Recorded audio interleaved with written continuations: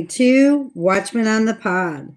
All right, I'm going to pick back up in our book reading, Pawns in the Game. We are in chapter 6. For some reason, I do not know why, but chapter 5 is missing. I hate that, but it is what it is, I guess. It makes you curious on what chapter 5 had in it, but it is missing. So anyway, I am going to continue reading from this book, and it was written by William Guy Carr.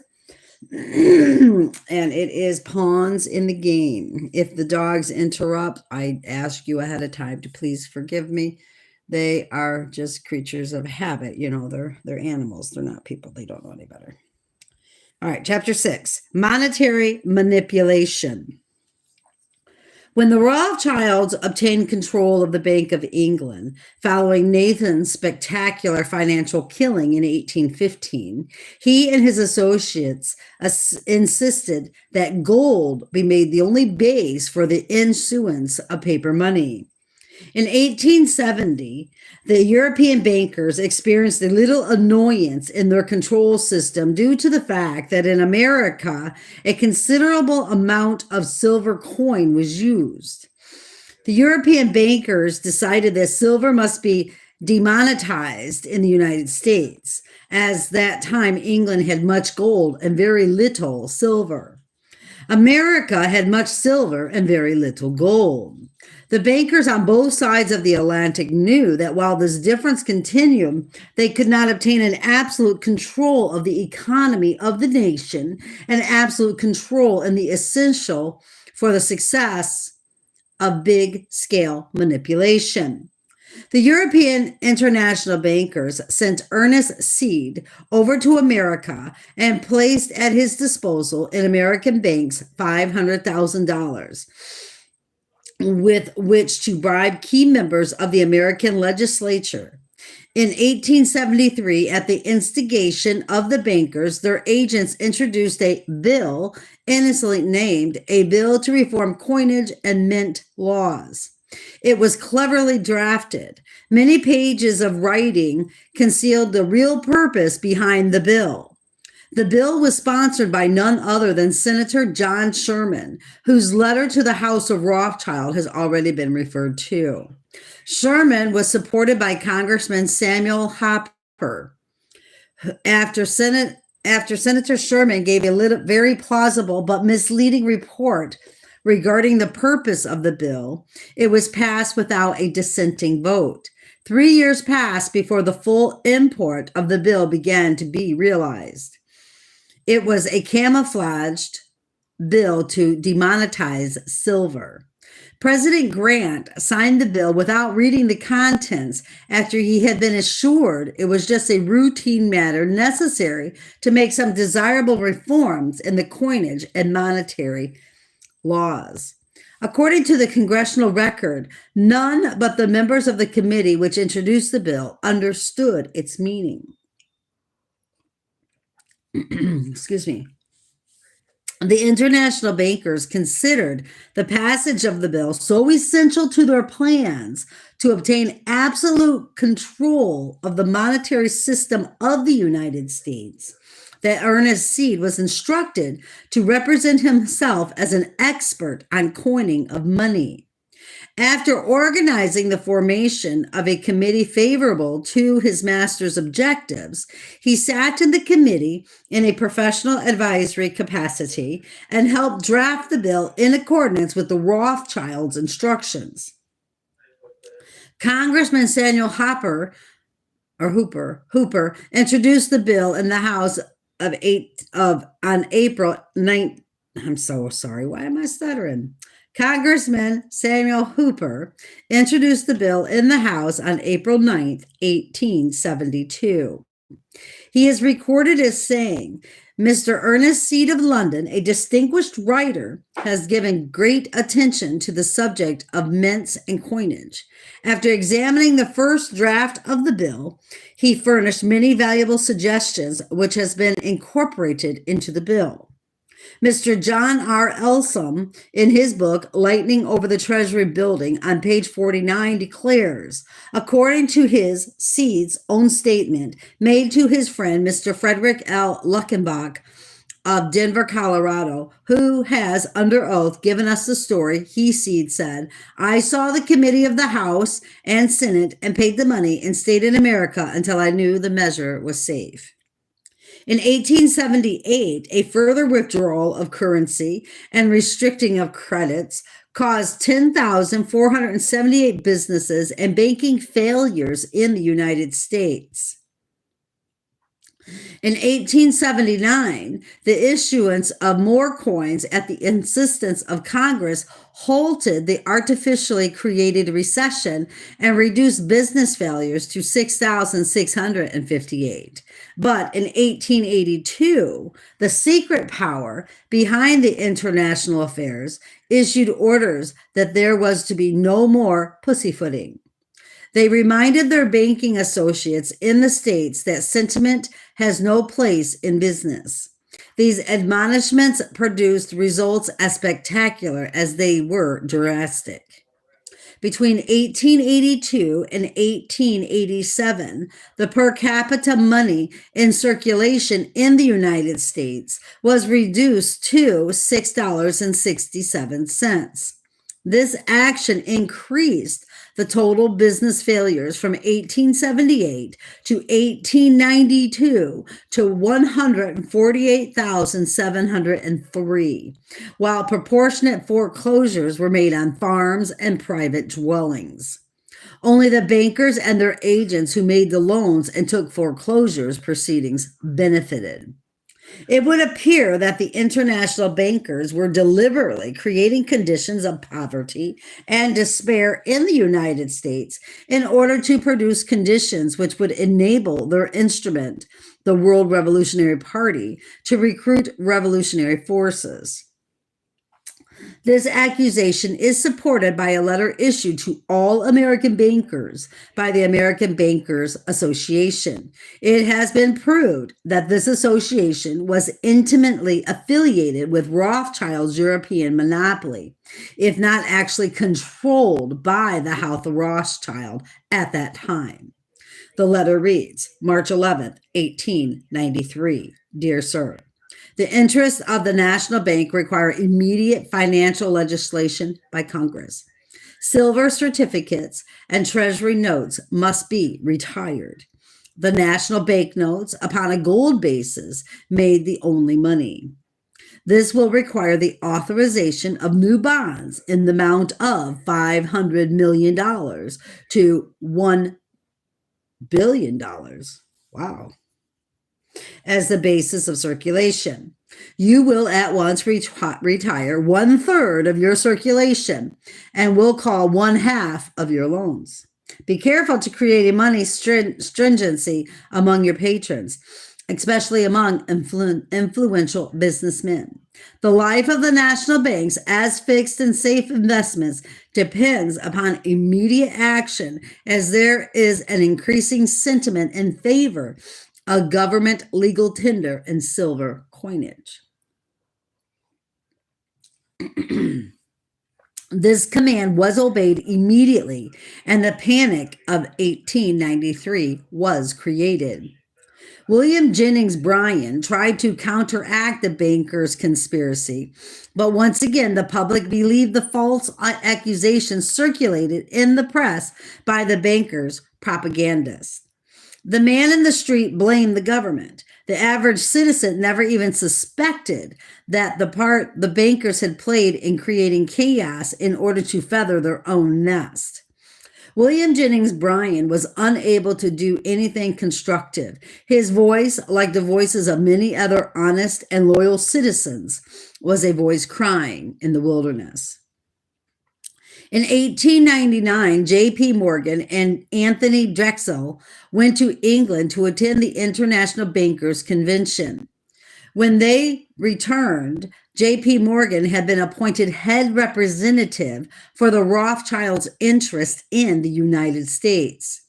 He was probably chosen as top man because of the ingenuity he had shown when he made a fortune selling his government Union Army rifles, which had already been condemned.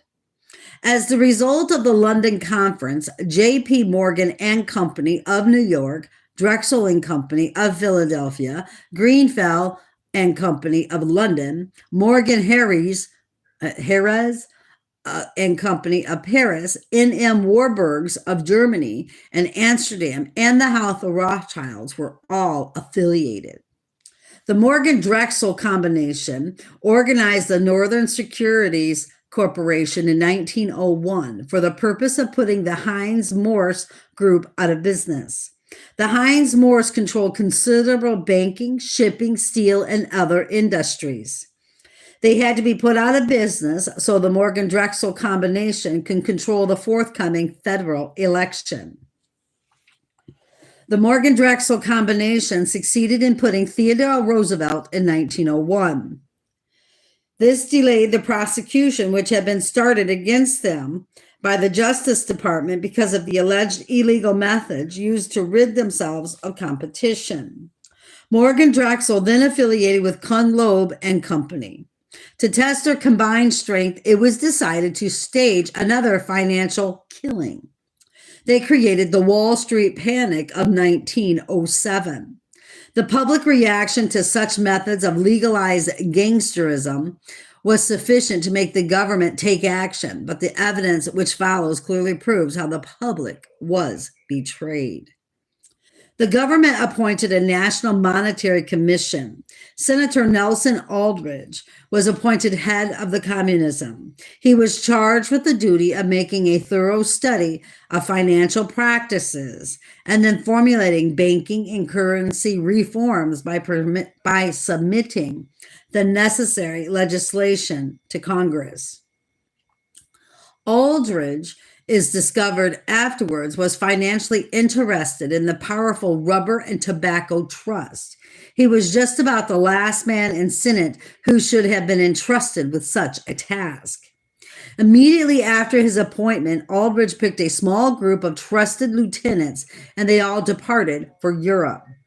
While in Europe, they were given every facility to study the way the international bankers control the economy of European countries. After Aldrich had spent 2 years and over $300,000 of American taxpayer money in Europe, Lai returned to the USA.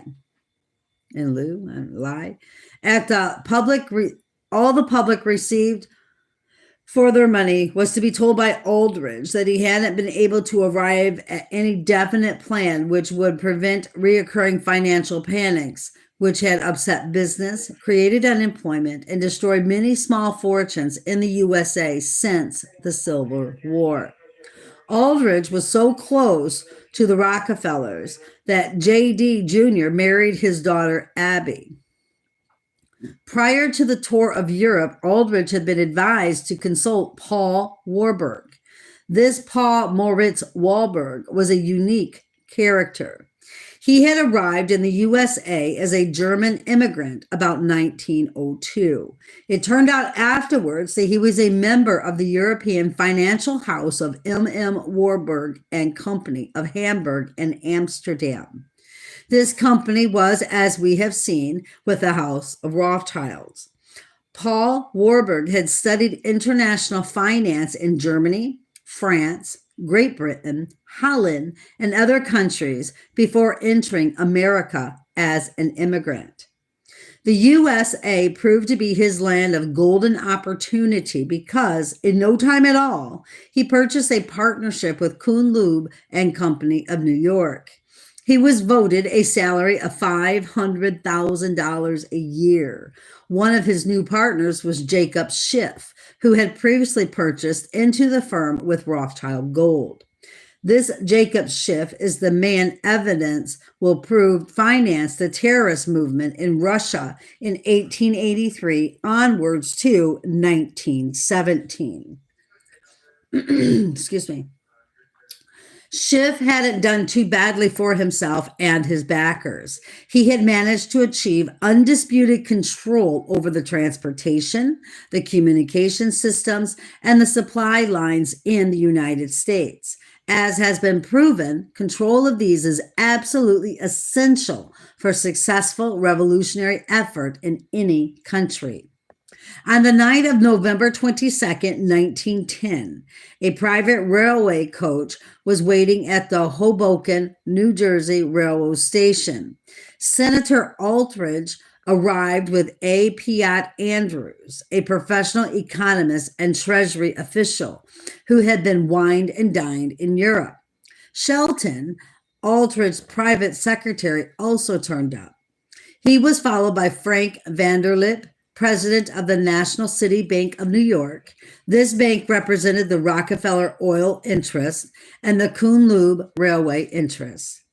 The director of the National City Bank had been publicly charged with helping to foment a war between the USA and Spain in 1898.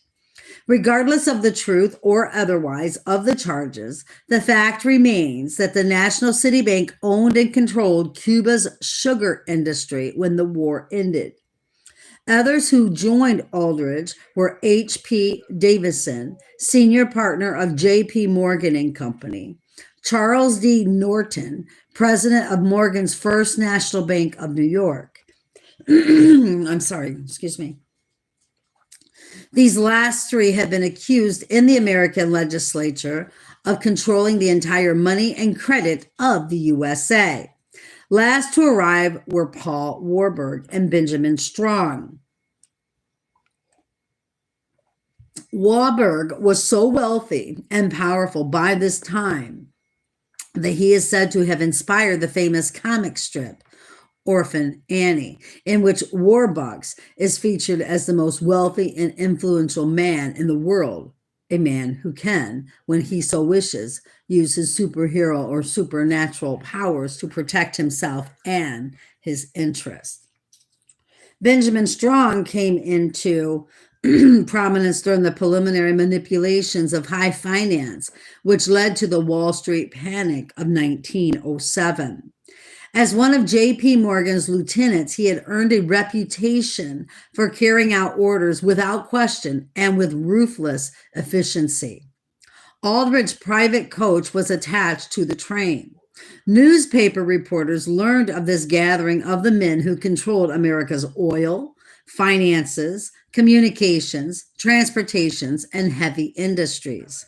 They began to swarm down upon the private car like locusts, but they couldn't get anyone to speak. Mr. Vanderlip finally brushed off the reporters' demands for information with the explanation, "We are going away for a quiet weekend." It took years to discover what happened that quiet weekend. A secret meeting was held on Jekyll Island, Georgia. I got that book, Jekyll Island. This hideaway was owned by J.P. Morgan and a small group of his financial affiliates. The business discussed at the meeting referred to was ways and means to ensure that proposed legislation to curb financial racketeering and monetary manipulation in the USA be sabotaged and legislation favorable to those attending the secret meeting be substituted. To achieve these two important objectives was no easy task. Mr. Paul Warburg was asked to suggest solutions. His advice was accepted. Subsequent meetings were held by the same group to iron out details in New York.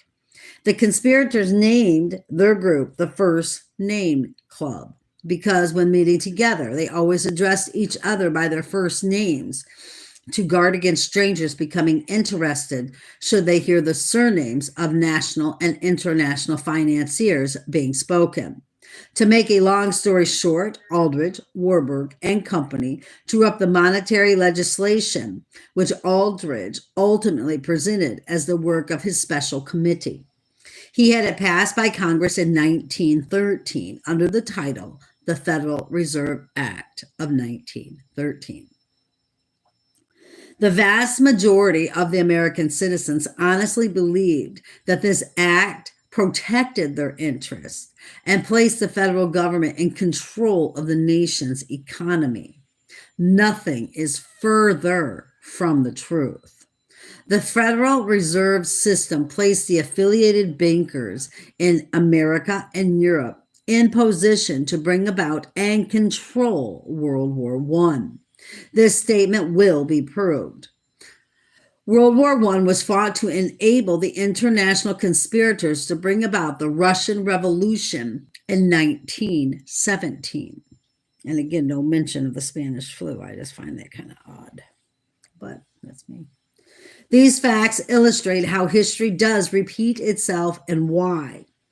By means of similar plots and intrigue, the international bankers had brought about the English Revolution in 1640 to 1649 and the Great French Revolution of 1789.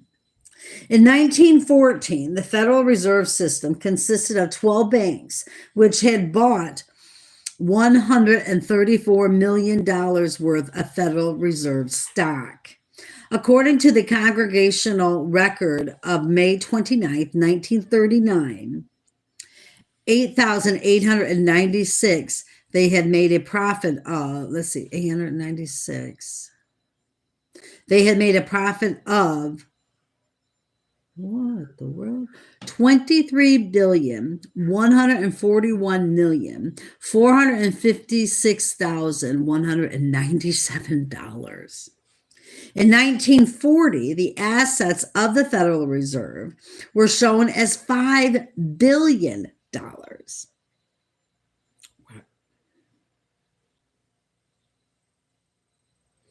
Wait a minute, made a profit of. Am I saying that right? Yeah, I'm saying that right. 100,000, then a million. And wow. In 1946, they were declared to be $45 billion. The bankers made $40 billion profit out of their transactions in World War II. The majority of citizens in the United States believe that the Federal Reserve benefits the people of the nation as a whole. They think the Federal Reserve System protects the depositors' money by making bank failures an impossibility. They think that profits made by the Federal Reserve banks benefit the national treasury. They are all wrong on all suppositions. What the majority of the people think is exactly what the Federal Reserve System was originally intended to accomplish. But the legislation drawn up on Jekyll Island, Georgia in 1910 and passed by the American Congress in 1913 did not benefit the people or the government of the USA. It benefited only the American bankers who were interlocked with the international bankers of Europe. The President of the United States nominates 4 of the men who are charged with the responsibility of operating the Federal Reserve System. They are paid $15,000 a year for their services. Congressional records will prove that the member banks shared illegally the profits made right from its inception. It wasn't until 1922 that the original act was amended so the bankers could take the profits legally. Regarding the delusion that the Federal Reserve System protects people who deposited their money for safekeeping in American banks against possible bank failures, statistics show that since the Federal Reserve System came into operation in 1913, over 14,000 banks have failed. Millions upon millions of the depositors' hard-earned money were lost to the rightful owners. As money or wealth, generally speaking, is indestructible, somebody got what the others lost. That is what we term smart business today. Wow, that is insane. So let me just read the little footnotes down below here.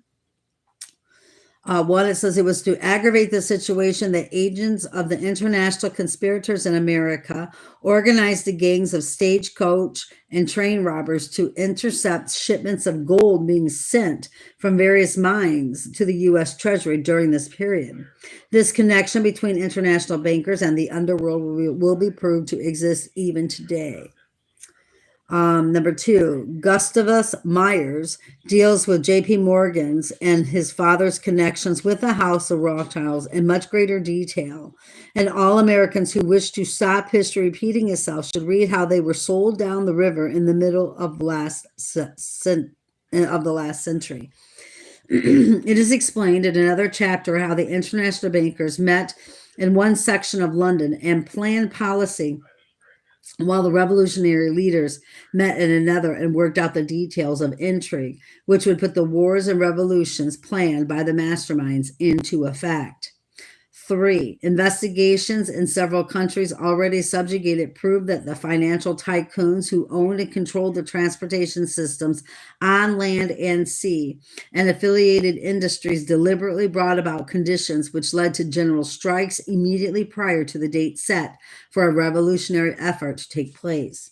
It must be obvious that these international tycoons cannot form dictatorships as they did in Russia until existing governments and institutions have been overthrown. This book proves how this purpose was achieved in Russia. 4. For full details of the Federal Reserve conspiracy, read the book that title written by Eustace Mullins and published by Common Sense Union, New Jersey, 1954. And that ends chapter 6. I will be picking up in chapter 7 here in just a few minutes. God bless you. Keep your eyes on Jesus, though, brothers and sisters. Never forget that. Never forget that. And your nose in the book, which is the Word of God. And let us embed the Word of God upon the tablets of our hearts, so you and I will not sin against God or be deceived. Have a great day.